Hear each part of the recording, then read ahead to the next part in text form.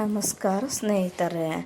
ರಾಜ್ಯದ ಗರ್ಭಿಣಿ ಮಹಿಳೆಯರಿಗೆ ಸರ್ಕಾರ ಒಂದು ಗುಡ್ ನ್ಯೂಸನ್ನು ಕೊಟ್ಟಿದೆ. ಅದೇನಪ್ಪ ಅಂದರೆ ಸರ್ಕಾರದಿಂದ ಸಿಗಲಿದೆ ಹೆರಿಗೆ ಸಹಾಯಧನ. ಇದಕ್ಕೆ ಯಾರೆಲ್ಲ ಮಹಿಳೆಯರು ಅರ್ಹರು ಎಂಬುದನ್ನು ನೋಡೋಣ.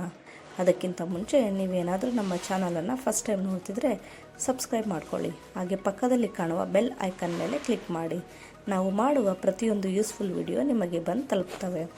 ರಾಜ್ಯದ ಗರ್ಭಿಣಿ ಮಹಿಳೆಯರಿಗೆ ಸರ್ಕಾರ ಗುಡ್ ನ್ಯೂಸನ್ನು ಕೊಟ್ಟಿದೆ. ಅದೇನಪ್ಪ ಅಂದರೆ ಹೆರಿಗೆ ಸಹಾಯಧನ. ಇದೆಲ್ಲ ಯಾರಿಗೆ ಇದು ಅಂತ ನೋಡೋದಾದರೆ, ನೋಂದಾಯಿತ ಕಾರ್ಮಿಕ ಮಹಿಳಾ ಫಲಾನುಭವಿಯ ಮೊದಲ 2 ಹೆರಿಗೆಗೆ ಮಂಡಳಿಯು ಸಹಾಯಧನವನ್ನು ನೀಡುತ್ತದೆ. ಫಲಾನುಭವಿಯು ಅಗತ್ಯ ದಾಖಲೆಗಳೊಂದಿಗೆ ಮಂಡಳಿಯ ಅಧಿಕೃತ ವೆಬ್ಸೈಟ್ಗೆ ಭೇಟಿ ನೀಡಿ ಅರ್ಜಿ ಸಲ್ಲಿಸಿ ಈ ಸೌಲಭ್ಯವನ್ನು ಪಡೆದುಕೊಳ್ಳಬಹುದಾಗಿದೆ. ಕರ್ನಾಟಕ ಕಟ್ಟಡ ಮತ್ತು ಇತರ ನಿರ್ಮಾಣ ಕಾರ್ಮಿಕರ ಕಲ್ಯಾಣ ಮಂಡಳಿ ಹೆರಿಗೆ ಸೌಲಭ್ಯವನ್ನು ಒದಗಿಸುತ್ತದೆ. ನೋಂದಾಯಿತ ಮಹಿಳಾ ಫಲಾನುಭವಿಯ ಮೊದಲ 2 ಹೆರಿಗೆಗೆ ಮಂಡಳಿಯು ಸಹಾಯಧನವನ್ನು ನೀಡುತ್ತದೆ. ಈ ಸೌಲಭ್ಯ ಪಡೆಯಲು ಹೊಂದಿರಬೇಕಾದ ಅರ್ಹತೆಗಳೇನೆಂದರೆ, ಮೊದಲು ಮಂಡಳಿಯಲ್ಲಿ ನೋಂದಾಯಿತ ಕಾರ್ಮಿಕರಾಗಿರಬೇಕು.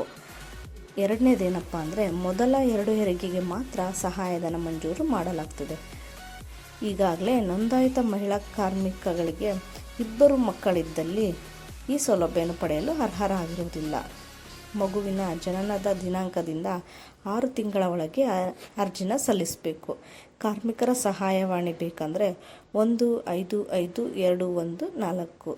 ಇದಿಷ್ಟು ಆಗಿತ್ತು ಫ್ರೆಂಡ್ಸ್ ಇವತ್ತಿನ ಒಂದು ಯೂಸ್ಫುಲ್ ವಿಡಿಯೋ. ಮತ್ತೊಂದು ಯೂಸ್ಫುಲ್ ವಿಡಿಯೋದೊಂದಿಗೆ ಭೇಟಿಯಾಗ್ತೀನಿ. ನಮಸ್ತೆ.